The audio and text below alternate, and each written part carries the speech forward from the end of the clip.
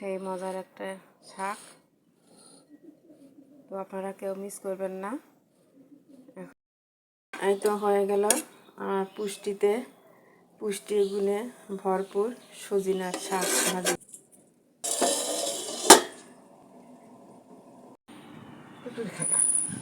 তো সজিনার শাক ভাজি করব, আমার সঙ্গে থেকে ফুল ভিডিওটা দেখবেন, ভালো লাগবে। তো আমি এই শাক ধুয়ে নিলাম। এখন আমি উপরে লবণ দিয়ে শাকটা সিদ্ধ করে নেব।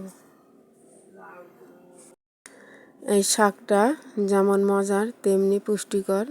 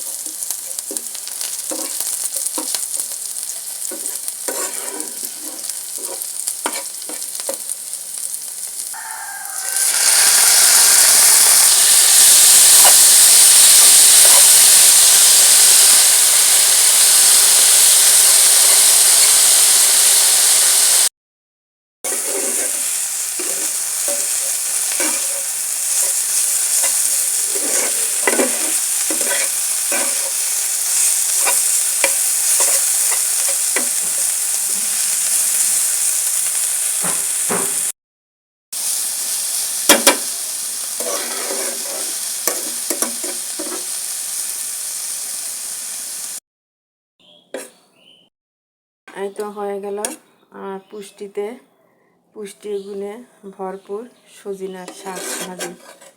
খুবই মজার একটা ভাজি, খেতেও যেমন পুষ্টিতেও তেমন। সার্ভ করে নিচ্ছি।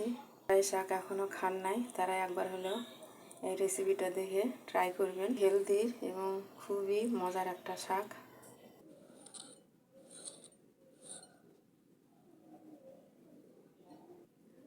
সাথে যদি শুকনো মরিচ থাকে তাহলে তার কোনো কথাই নাই।